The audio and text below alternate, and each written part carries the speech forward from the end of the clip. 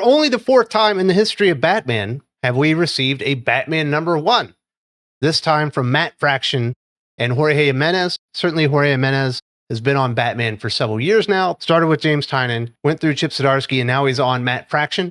And I will say this, I'm a little bit impressed by this comic book. I am going to recommend it. It's not a huge recommend, but there are some things about this that I really, really enjoyed. There are a couple of other things that I probably wouldn't have done if I were in Matt Fraction's shoes, but it's a solid start. And I think if you're a Batman fan, you should probably be pretty excited. I think there are some things that are going well, at least in the early goings. Now, before we get into why I'm recommending this book, I do want to give a big thank you to the newest member of the Thinking Critical family, the 616 Comics, a major sponsor of the channel now, and they have 7 exclusive variants for Batman #1. If you go to their website, the616comics.com, you can actually get 10% off all of those exclusive variants using the code Thinking Critical, all one word, all caps, 10% off, and definitely tell them Wes sent you.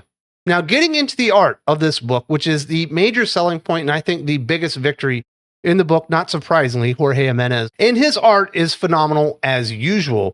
Jorge Jimenez has a great feel for paneling and layouts that make Batman and Gotham and everything that's happening look like $1,000,000. But there's more to Jorge Jimenez than I think we give him credit for. I think people like to talk about the visuals and how dynamic they are and how cool they are to look at. But there's actually like a lot of really good craftsmanship. And there's one page I wanted to highlight in specific. At one point, you have Batman in the new Batmobile, and as he exits, the panels get taller and wider until he's actually busting out of the panel, grabbing one of these bad guys by the head. You don't see a lot of artists using the size and cadence of paneling to demonstrate motion and time and frenetic energy in their visual storytelling. And that is something that Jorge Jimenez absolutely excels at, that I don't think we probably give him enough credit for. So besides his art just looking really cool, he absolutely knows what he's doing. And that's probably why he's the very best artist at DC Comics these days. It's either him or Dan Mora, and it has been for a very, very long time. It's a fantastic looking comic book, and I will give the art a 5 out of 5. This is the upper echelon of comic book art that you're going to find in the industry today. Now, moving over to kind of the characterization of what we're getting from Batman. This Batman that Matt Fraction is using in his Batman #1 is a bit of an old school Batman. I would consider, at least from what we're seeing here, that this Batman is a loner. I think the flagship Batman series should be the solo Batman series, and you shouldn't see the Batman family all that often. Batman has been through the paces, he's working on his own, and he is suffering a little bit when it comes to the loss of Alfred. He's obviously dead, but he's communicating with Batman. Now, I don't think this is the real ghost of Alfred. I think this is a figment of Batman's imagination as he deals with his trauma, still struggling with that death that happened all the way back in City of Bane, the very last days of Tom King's Batman. And I think this could have been a really interesting way to explore the character and what Alfred meant to Batman and really grow the character or change him a little bit and make something unique about him. But I think it's been too long to really make the Alfred death and Batman dealing with Alfred's death mean anything. And I imagine Matt Fraction knows that. And I think this is probably all just setting up the return of Alfred. That's just kind of the way I'm taking it. So I like this characterization of Batman. I don't think Batman should be out there recruiting children off the streets to go out there and fight his deadly war on crime. I like Batman when he's demonstrated as a mortal man willing to take on the sins of an entire city. And it's way too much for him to bear, but he does it anyway. This is the Batman that I personally enjoy the most. Now, the other big status quo that's going on here is in Gotham City. And Matt Fraction is introducing a story element where there's privatized security or privatized police being brought in to subsidize or even potentially replace the GCPD by Vandal Savage. Even at one point, he instructs the GCPD officers, if you see anything, don't engage, don't try and stop anything. You call these guys in and they'll take care of it for you. And that certainly is an interesting play in Gotham if it was new or unique. But this idea has been played out so many times over the decades since we first saw it in like RoboCop. But even in Batman, if you go back to James Tynion's run, where you had Mayor Nakano bring in the magistrate, and the magistrate are the exact same thing that these guys are. So it's not exactly new to Batman. Now, if you move over to the Nightwing series that's going on right now by Dan Waters, a private company is coming in and taking over the police force. So you've even got this exact same scenario playing out in Bloodhaven, another Batman book, and there's nothing really unique about it.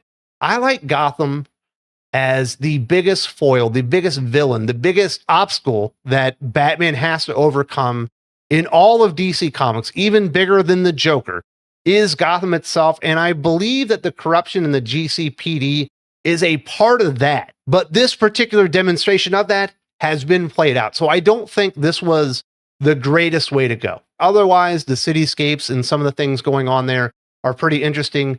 But I did enjoy the characterization on Batman enough that I give the characterization overall in the book a 4 out of 5 because it's mostly just Batman. The stuff about Gotham are only maybe 3 pages in total, and the rest of it is characterization on the main character himself, although we don't see Bruce Wayne, which hopefully changes in the not too distant future.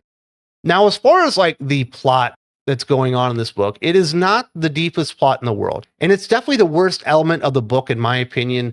In the very opening scenes, we see Commissioner Gordon, now Police Officer Gordon, on the streets. You see Killer Croc jump out of Arkham Towers, and Batman is talking to this lady that works there, and she's saying that Wayland was getting better. He was shedding his skin and was truly changing and becoming like a better person. And Batman's like, nobody changes. Nobody could ever change. And that is the overall theme throughout the book. It even plays out at one part where you have a couple of ladies in a park that are being run down. Batman stops them, and then he pulls like a butterfly behind the ear of one of the ladies. Obviously, the butterfly is one of the greatest examples of metamorphosis, in the world. So it plays out pretty heavy-handed, and Bruce is even talking to Alfred a lot of the time, what if she's right? What if I'm wrong? Having this inner conflict that Batman doesn't think anybody can change. And while that would be good characterization on Batman 15 years ago, it doesn't make a whole lot of sense for him now. He's already accepted Harley Quinn into the Bat family. He's already accepted Clayface in the Bat family. He's witnessed plenty of characters that have changed their stripes over the years, and Batman saying people can't change doesn't make a whole lot of sense. In fact, the plot just overall isn't all that good or compelling.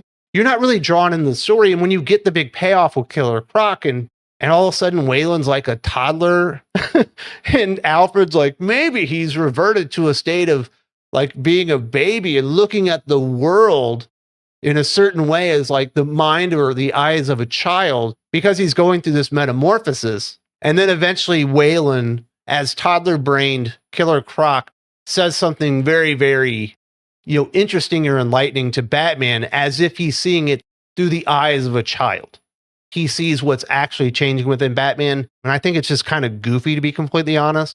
So I give the plot itself like a 2 out of 5. This is really the thing holding this comic book back.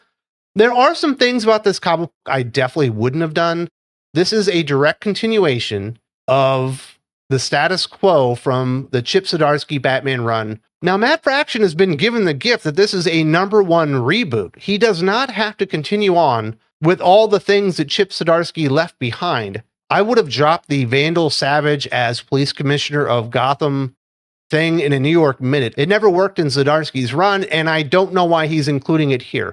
And I understand that Matt Fraction and Zdarsky are like bros, but this is the biggest break that Matt Fraction has ever gotten in his career. And this was an opportunity to really significantly change the status quo and make everything work on day one. I definitely would have dropped the Arkham Towers thing from Mariko Tamaki's very, very bad Detective Comics run because I think it's dead weight and it only holds you back. Just go back to Arkham Asylum. That's the thing people like. So I think he's making a mistake keeping some of these things around that people didn't like in the first place. Fraction was given a gift. He was given the 4th #1 reboot in Batman history, and I don't think that he really grabbed it by the balls, which is what I definitely would have done if I were in his shoes. So overall, I give this comic book like a 7.5 out of 10, a slight recommend on my part. I didn't love it, but I certainly didn't hate it either. I think there are some really strong things about the book.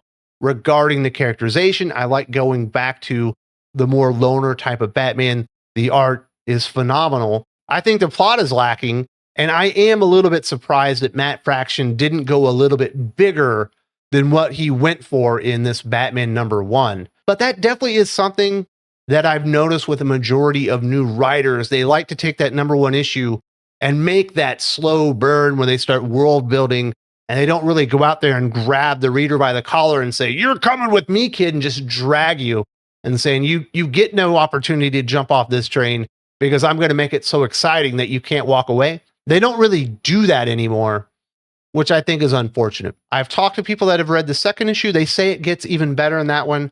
But I will also put this out there. The best predictor of future behavior is past behavior. And if you look at Matt Fraction's past as a comic book writer, he tends to start strong and start losing steam, and his stories start falling apart in somewhat short order. So I'm not expecting anything amazing here. And if I get that, then I'm going to be over the moon happy. If you're looking for another comic book that you should definitely be reading right now, I did a review recently of Transformers 23, and it was a 5 out of 5, 10 out of 10, perfect comic book. If you have not read this book, if I have not sold you on it yet, you need to check this out right now. That is an amazing comic book.